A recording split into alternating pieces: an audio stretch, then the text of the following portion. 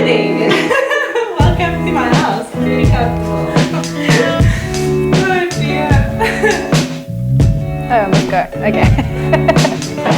I think my idea of God was always that he was big and that he was there.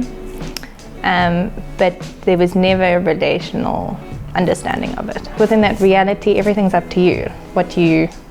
Everything that you try and do in life, and just efforts-wise, sports-wise, achievement-wise, it's just up to you, which is a lot. So when it came to varsity, obviously not being rooted in anything solid, you just kind of get swept up and go with the flow, and that obviously leads to very unsatisfactory lifestyle, I suppose, and quite sad and empty in reflection. When I started losing close family members for the first time and having to deal with death, and then the bigger questions of where do they go and what does that mean, and well, what is life, what am I doing, or what? End of second year was my Oma. Sure. Third year was my gran. So there was two very important people, very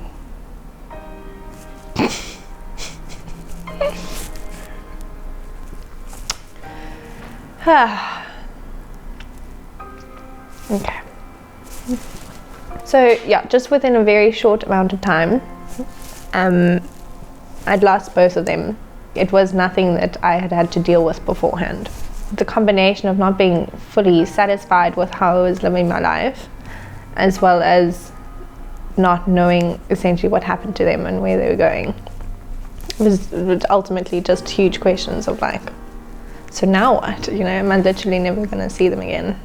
So that was the big question moment. Very soon after that, they were advertising Alpha at church, which I just happened to come to. Yeah, and it was just immediately very appealing and felt like that was something that I needed to do. Alpha. I love Alpha. Alpha was just a place where I could go and ask all the questions I didn't even realize I had. And obviously just very step by step through a Christian perspective, which was super helpful. It was the first time that I'd been like, oh, that's why they keep saying Jesus Christ my Savior, and why it was now available for people like me. Oh, right. Because then from that point onwards, once I'd gotten that, then it's like then the implications of Jesus are so much more relevant, because then you like relate and you understand that it's for you for the first time ever.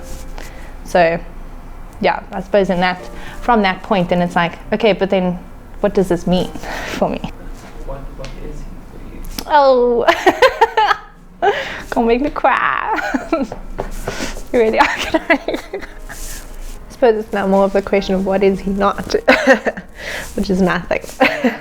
I think one of the things that he was, that I realized that he was, it was the forgiver of all sins.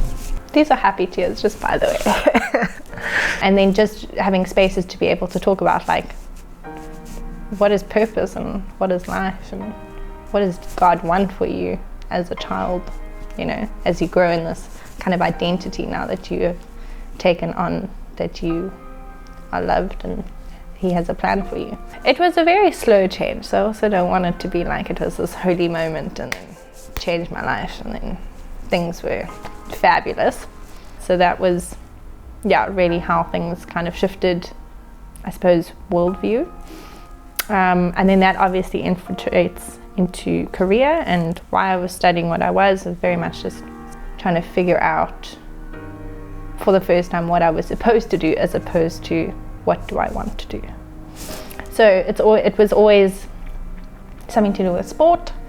I know this might surprise some of you, but I always wanted to work with children.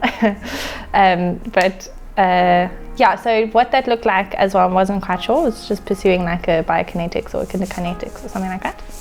That was just kind of the natural direction that I was going to. It was never like, this is what I'm going to do for purpose. So then it was just completely on the other side of the spectrum of, I have no idea what I was supposed to do. Complete rediscovery of not what I want to do anymore, because that's led me to a place where I'm not very happy. So it hasn't worked out well. But what does God want for me in my life? It just became very clear that what I was studying My heart wasn't in it. I didn't have passion. So not specifically what I was studying, but more about why I was studying. So in terms of going further was not something that I was like, it's not the right move at this stage.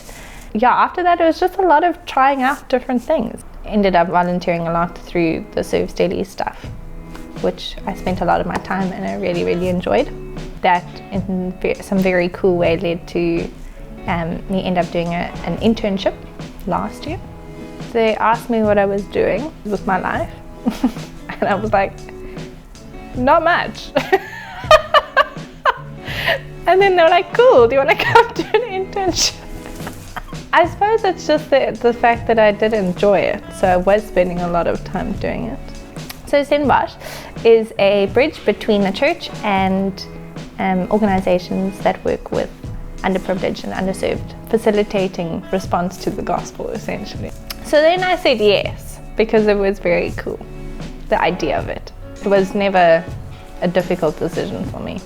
The year of interning was kind of mainly focused on Service Stellenbosch stuff, and just really growing in trying to understand the role that Service Stellenbosch is serving, and awesomely get to still volunteer in the actual organizations, which is like my favorite part ever. It has meant that I've had to grow, have had the opportunity to grow in my relationship with God and understanding of things that I never understood before, and I think in a concentration that I would have not otherwise had.